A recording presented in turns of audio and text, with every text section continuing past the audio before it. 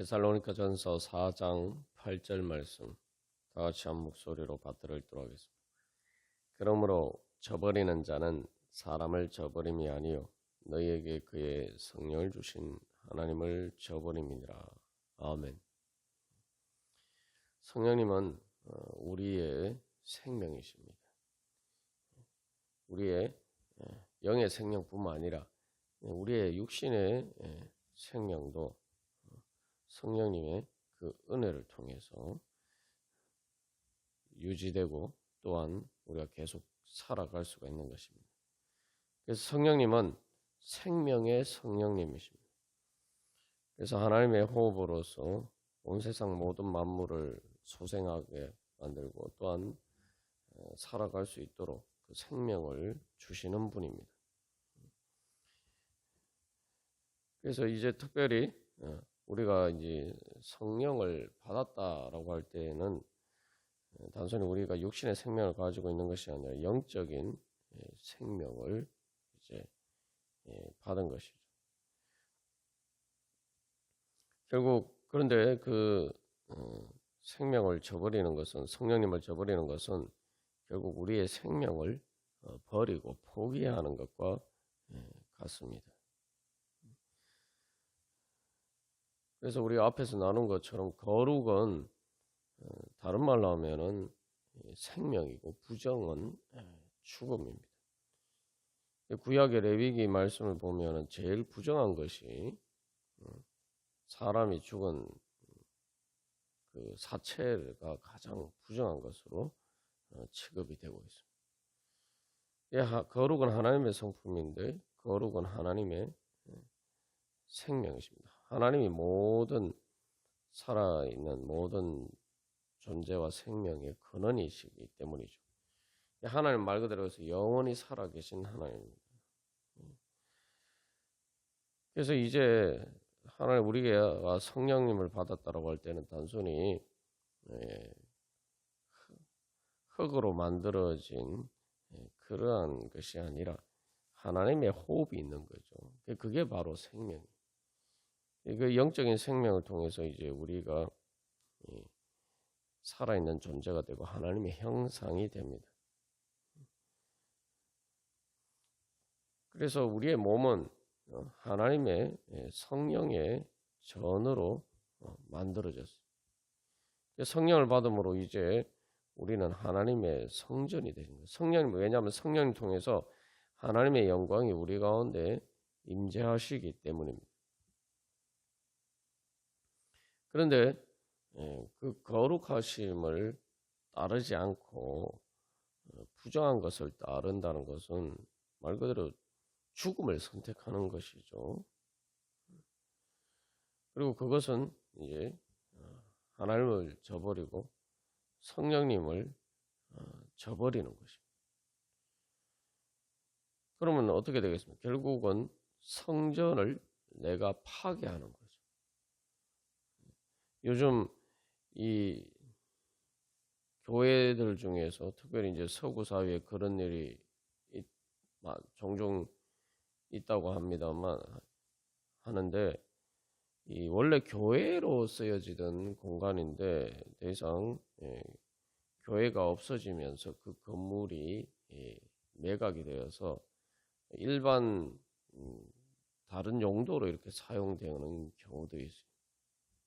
그것은 겉모양은 뭐 교회처럼 보일지 모르지만 실질적으로는 이제 더 이상 교회가 아니죠. 다시 말하면 예배당이 아닌 하나님께 드리는 예배가 그곳에 없기 때문이죠.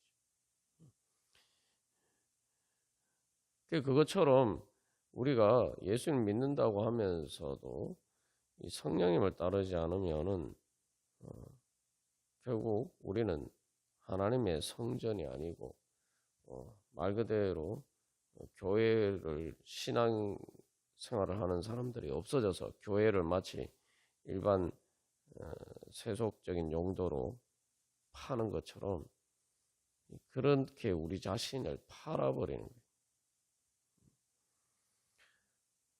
다시 다른 말로 하면 그 성전을 파괴하는 거죠. 그 겉으로 파괴하지는 않지만 실질적으로는 더 이상 성전이 하나님의 성전이 성전으로서의 기능을 하지 않기 때문에 성전을 파괴하는 것과 마찬가지. 그렇게 되면은 결국은 우리의 몸은 하나님이 주신 생명을 잃어버리게 되고 결국 우리는 흙으로 돌아갈 수밖에 없습니다. 말 그대로 죽게 되는 거죠. 그러나 성령님 우리 안에 계시면은 우리의 몸이 죽어도 우리의 육신의 장막이 무너져도 우리가 하나님으로부터 오는 그 하늘의 성전을 우리가 덧입게 되는 거죠. 그게 이제 천국 가고 마지막 몸의 부활하는 것입니다. 그래서 이 말 그대로 실제로 우리가 사실은 이 앞에 이런 음란이나 잘못된 죄의 욕망의 격정을 따랐을 때에 겉으로 영적인 생명이 아니라 실제로 현실 사회에서도 뭐 뉴스에 드물지 않게 나옵니다만 그것 때문에 결국은 자기 스스로 그런 부정한 일들이 드러나서 자기 스스로 목숨을 끊는 그런 비극적인 일들이 일어납니다. 그것처럼 뭐 그런 케이스가 아니다 하더라도 그런 극단적인 경우가 아니라 하더라도 우리가 그렇게 하나님의 거룩하심을 따르지 않으면은 결국 우리가 스스로를 죽음으로 내모는 것이죠. 그래서 성전을 파괴하면은 더 이상 하나님이 우리 가운데 임재하실 수가 없는 것이죠. 그래서 이 고린도전서 3장 16절 17절에서도 너희가 하나님의 성전인 것과 하나님의 성령이 너희 안에 계시는 것을 알지 못하느냐 그렇게 말씀하면서 고린도전서 3장 17절에서는 강력하게 경고를 합니다. 누구든지 하나님의 성전을 더럽히면 하나님이 그 사람을 멸하시리라. 하나님의 성전은 거룩하니 너희도 그러하니라. 하나님의 성전을 더럽히면은 하나님이 그 사람을 멸하신다. 이것은 하나님과의 관계에서 성전을 더럽힌 결과가 나타나기 때문에 이렇게 경고하는 것이죠. 그래서 뭐 하나님이 그 사람을 일부러 멸하시지 않아도 하나님의 생명을 스스로 거부해 버리니까 사실은 하나님과의 관계 때문에 멸망당하는 것이지만 사실은 자기 스스로 자기 자신을 멸망에 이르게 하는 거죠. 하나님의 성전을 더럽히는 것, 그게 부정하게 하는 거죠. 그것은 자기 자신의 성전을 파괴하는 것이란 말이죠. 겉으로는 파괴하지 않지만 하나님의 성전이 더럽혀지면 더 이상 그곳은 거룩한 성전이 될 수가 없죠. 그러면은 거룩한 성전이 거룩하지 않으면 더 이상 성전으로서의 기능을 하지 못한단 말이죠. 겉으로는 멀쩡해 보일지 모르지만 실제로 그 기능을 못하기 때문에 결국은 그것은 버려지는 거죠. 하나님의 성전으로서의 기능을 못하면은 결국은 우리는 죽는 것입니다. 그래서 이 고린도전서 6장 18절 19절에서도 음행을 피하라. 사람이 범하는 죄마다 몸 밖에 있거니와 음행하는 자는 자기 몸의 죄를 범하느니라. 너희 몸은 너희가 하나님께로부터 받은 바 너희 가운데 계신 성령의 전인 줄을 알지 못하느냐. 너희는 너희 자신의 것이 아니라.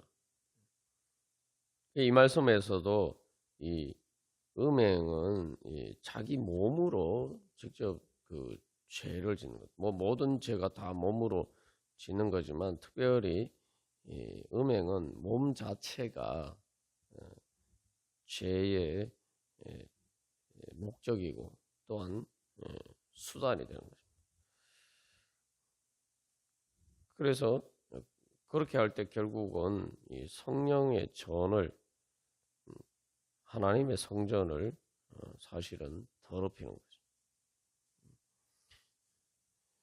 그래서 실제로 이렇게 성전이 더럽혀졌을 때에 어떤 결과가 초래되는지를 우리가 성경에서도 구약 성경에서도 볼 수 있고 또한 역사적인 현실로 우리가 목도할 수가 있습니다.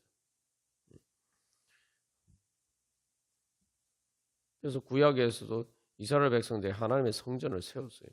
그러나 그들이 온전히 하나님을 그 성전을 통해서 예배하고 하나님을 섬기지 않고 우상을 숭배할 때에 그 성전을 그 우상 숭배를 통해서 더럽혔을 때에 어떻게 됩니까? 에스겔의 환상이 에스겔이 그 환상으로 본 것처럼 하나님의 영광이 하나님의 그 성전을 떠납니다. 그 결과 하나님의 성전은 더 이상 성전이 아니기 때문에 그 이방 민족들의 침입을 받아서 완전히 파괴돼 버리고 말죠. 그러니까 그런데 문제는 그 하나님의 성전이 파괴됐을 때에 어떻게 됩니까? 하나님의 영광이 떠나버리니까 하나님이 지켜주시고 보호해 주시는 그 울타리가 사라지고 하나님의 그 영광의 임재가 사라지니까 하나님의 권능과 주권도 사라지고 하나님의 권능과 주권이 사라질 때 결국은 그들은 이방 민족들에게 결국은 멸망하고 맙니다. 그래서 남유다 왕국이나 북이스라엘 왕국은 다 이렇게 결국 멸망하고 말죠. 이게 우리가 한번 생각해 보면은 광야에서 사실 하나님의 구름 기둥과 불 기둥이 사라지면 어떻게 되겠습니까? 하나님의 영광이 이스라엘 백성들을 떠나면 어떻게 되겠습니까? 더 이상 광야에서 살 수 없게 되죠. 이스라엘 백성들이 광야에서 살 수 있었던 이유는 하나님의 구름 기둥과 불 기둥 때문입니다. 하나님의 구름 기둥과 불 기둥이 바로 성령을 통한 하나님의 임재를 보여주죠. 광야는 원래 사람이 살 수 없는 곳입니다. 그러나 하나님의 구름 기둥과 불 기둥을 통해서 하나님이 지켜주시고 보호해 주시고 그래서 이 구름 기둥으로 그 사막과 같은 광야의 뜨거운 햇볕을 가려주시고 밤에는 추워지는데 하나님의 구름 불기둥으로 또 그것을 대표주시고 또 그 하나님의 영광의 임재를 통해서 만나와 메추라기를 먹여주시고 이스라엘 백성들의 삶에 필요한 모든 것들을 하나님이 다 제공해 주십니다. 그런데 하나님의 구름 기둥과 불 기둥과 하나님의 영광의 임재가 떠나면은 결국은 사람이 살 수 없는 광야에서는 죽을 수밖에 없어요.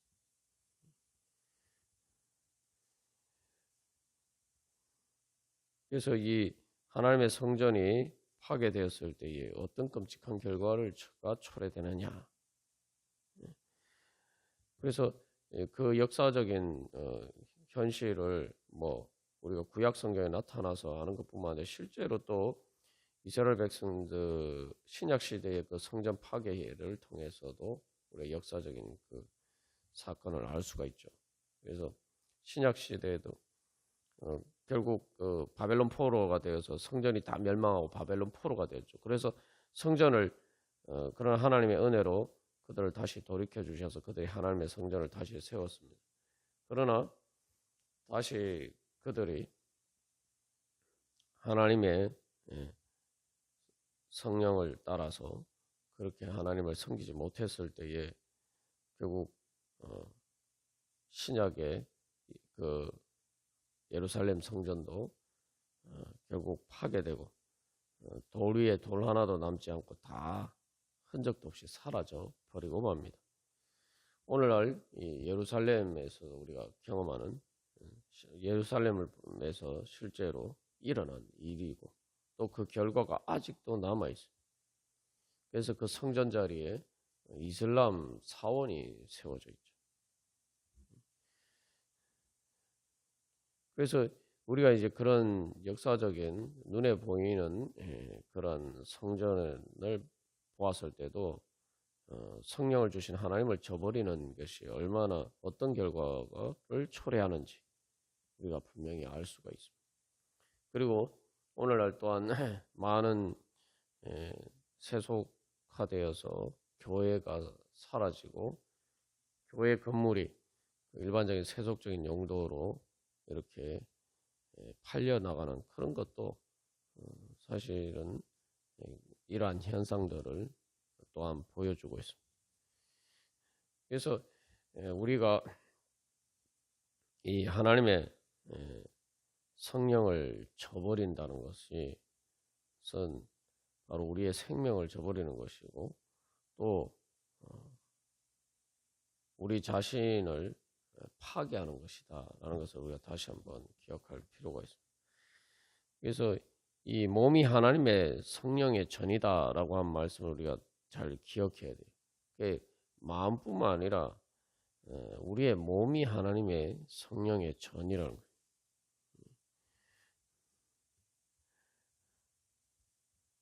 그래서 우리가 이 몸으로 하나님을 성령님의 인도하심을 따라서 하나님을 섬기고 하나님의 말씀에 따라서 우리가 살아가야지만 하나님께서 우리에게 주신 생명을 통해서 우리가 하나님의 성전이 되어서 하나님 나라가 우리 가운데 이루어져 가고 또 우리가 하나님 나라에 들어갈 수가 있습니다.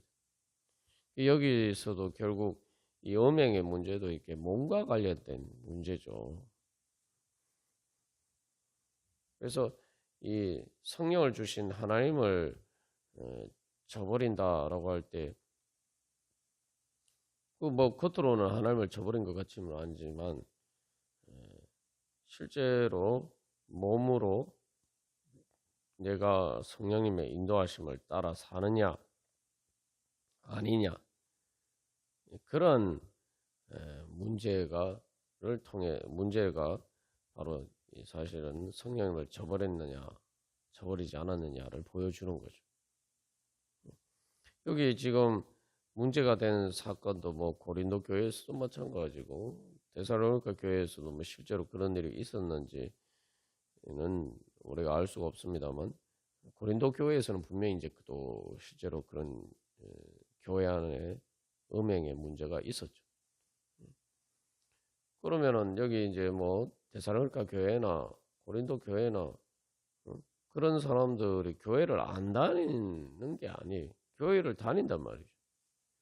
근데 교회를 다니는 머리로는 뭐 하나님을 섬기고 당연히 예배도 드렸을 것이고 그런데 그들의 몸으로는 하나님을 섬기지 않고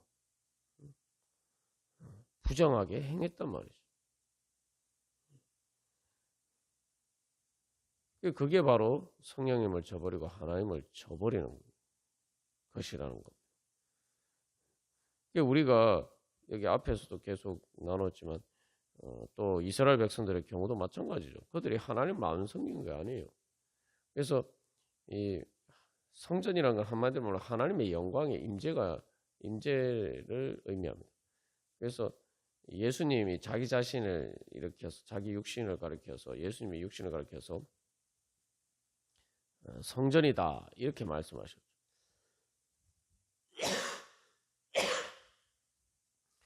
그것은 하나님의 예수 그리스도의 성육신을 통해서 하나님의 영광이 임재했기 때문입니다. 하나님의 영광이 우리 가운데 임재하기 때문에 제사하는 사람들인데 그리고 그것을 지도하는 말 그대로 대제사장인데 이 땅에 오신 성전이신 예수님을 십자가에 못 박아 죽였단 말이죠. 여기서 이제 근본적인 문제는 우리의 몸으로 우리가 성령님의 인도하심을 따르느냐, 우리의 몸을 하나님의 성전으로 인정하고 하나님께 드리느냐, 그 문제가 핵심적인 문제라는 거죠. 그래서 앞에서 우리가 계속 나눈 것처럼 예수님 당시 예수님을 저버린 사람들도 하나님께 예배하면서 바로 그들의 몸으로 사는 삶의 현실에 예수님께서 개입하셨을 때에 그것을 따르기를 거부하기 때문에 문제가 생겼죠.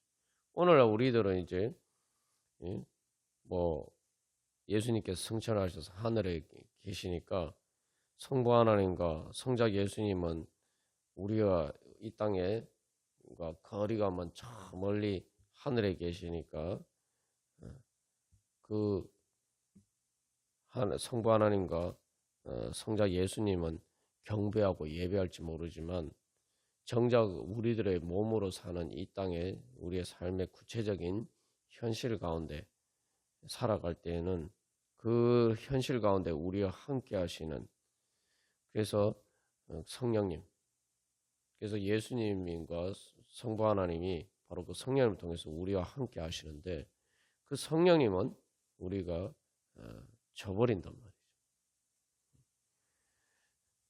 이러한 문제들은 결국은 내 몸을 하나님의 성령의 전으로 드리느냐 내 몸으로 거룩하게 살아가느냐 사실은 이 문제입니다. 그래서 우리가 결국은 하나님의 은혜 받는 것도 그런 것 아닙니까? 우리가 보면 종종 하나님이 눈에 안 보인다. 하나님의 은혜와 사랑을 우리의 눈에 육신의 눈에 보이게 현실로 보이지 않기 때문에 잘 믿지 못할 때가 많습니다. 그런데 그 이유가 뭘까요? 그것은 하나님이 영이시기 때문에 눈에 안 보이시기 때문에 우리의 삶의 현실에 육신의 눈에 보이게 안 나타나시는 게 아니에요. 이 땅에 눈에 보이는 모든 피조물, 모든 자연의 그러한 그 눈에 보이는 것들은 다 하나님의 창조의 결과로 지금 눈에 보이게 있는 거예요. 우리 육신을 포함해서 모든 눈에 보이는 모든 것들은 다 하나님의 영이신 하나님께서 그것을 계속 존재할 수 있도록 붙들어 주시기 때문에 눈에 보이게 존재하는 겁니다. 하나님이 붙들어 주시기 때문에 눈에 보이게 존재를 하는 거예요. 그런데 우리가 하나님의 은혜와 사랑을 우리의 삶의 현실에서 제대로 경험하지 못하고 내가 마치 그것이 없는 것처럼 그렇게 보이는 것은 내가 내 몸으로 내 눈에 보이는 내 손으로 만져지고 내가 실제로 생생하게 그 현실로 경험하는 내 몸으로 사는 삶으로 내가 하나님을 따르지 않기 때문에 성령님을 따르지 않기 때문에 내가 믿음을 내 몸으로 믿지 않기 때문에 내 몸으로 사는 삶으로 믿지 않기 때문에 그렇기 때문에 하나님의 은혜를 경험 못하는 겁니다. 그러니까 머리로는 생각으로는 하나님을 믿는다고 하고 하지만 내 몸으로 사는 삶으로 하나님을 믿지 않기 때문에 하나님의 은혜를 못 받는 거예요. 그래서 하나님의 은혜가 내 몸으로 사는 삶 가운데 현실로 나타나지 않는 겁니다. 하나님이 역사하지 않으셔서가 아니라 내가 내 몸으로 사는 삶으로 하나님을 섬기면서 예수님을 따르고 성령님의 인도하심을 따르지 않기 때문에 결국 이제 데살로니가전서 4장 이후에서 사도 바울이 하는 이야기는 결국 데살로니가전서 3장 13절에 하나님 우리 아버지 앞에서 거룩함에 흠이 없게 하시기를 원하노라. 그런데 그 예수님 재림하실 때에 이루어지기를 원하는 거죠. 근데 그게 뭡니까? 그 거룩함에 흠이 없게 되는 게 뭡니까? 바로 우리의 몸도 영의 몸이 되는 거예요. 우리의 몸이 부활해서 지금 썩어 죽을 육신이 아니라 하나님의 성령님의 생명으로 그 하나님의 영생으로 영원히 살 바로 부활하신 예수님의 몸과 같은 그런 몸으로이 되는 거예요. 결국 그걸 영적인 몸인데 영적인 몸, 영의 몸이라는 거는 하나님의 영이 지배하는 몸이에요. 우리와 다른 몸이라서 어떤 영적인 그러니까 몸이 아닌 어떤 영적인 그런 실체를 이야기하는 게 아니에요. 영적인 실체는 영적인 실체인데 그 영적인 실체가 몸으로 구현이 되는 거죠. 그게 영의 몸이에요. 그래서 우리가 자꾸 영하고 몸하고 이분법적으로 생각합니다만 사실은 몸이 제대로 몸이 될 수 있는 것은 하나님의 성령을 통해서 하나님의 생명이 충만해져야 돼요. 그렇지 않으면 우리의 몸은 살아있는 몸이 아니라 흙으로 돌아가서 뭐 흙과 같은 무생물과 같은 그런 존재가 되고 맙니다. 어쨌든 중요한 것은 하나님의 거룩함에 흠없게 되는 것은 우리의 몸까지 영적인 몸이 되는 것이고 그것은 우리의 몸까지 완전히 성령의 지배를 받는 거예요. 그게 하나님의 거룩하십니다. 그러면 그것이 우리의 부활이고 그것이 바로 영생입니다. 우리의 생명이 완전히 완성이 되는 거예요. 그렇다면 우리가 그 은혜를 소망한다면 또 뭐 마지막에 영의 몸뿐만 아니라 그 구원의 완성뿐만 아니라 우리의 삶의 현실에서 오늘 우리가 몸으로 살아가는 삶으로 하나님의 은혜를 받고 하나님 나라가 이루어지기를 소망한다면은 그렇게 말 그대로 구현되기를 원한다면 그래서 구현되는 구체적으로 우리의 몸으로 사는 삶으로 그것이 나타나기를 원한다면 우리가 우리의 몸을 하나님의 성전으로 드려야 돼요. 거룩한 하나님의 성전으로 드려야 돼요. 성령님께서 임재하실 수 있도록 우리 자신의 몸을 거룩하게 하나님께 드려야 돼요.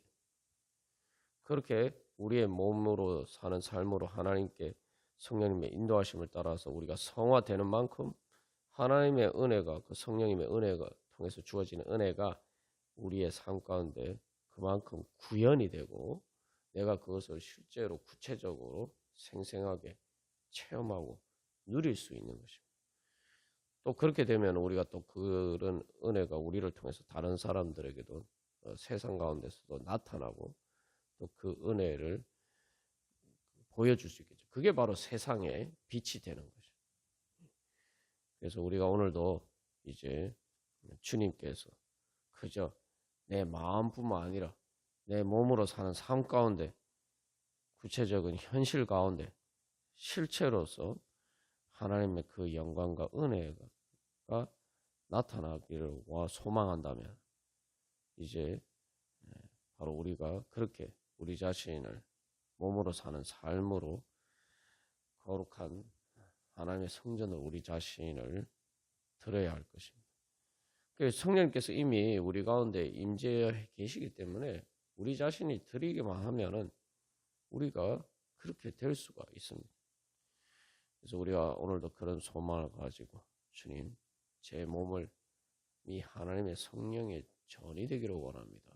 하나님의 영광으로 제 몸으로 사는 삶 가운데 충만히 임재하여 주시옵소서. 그렇게 소망하면서 우리의 몸으로 사는 삶으로 이제 성령님의 인도하심을 따르기를 결단하면서 또 소망하면서 주님 앞에 나아가도록 하겠습니다. 다 같이 기도드리시겠습니다.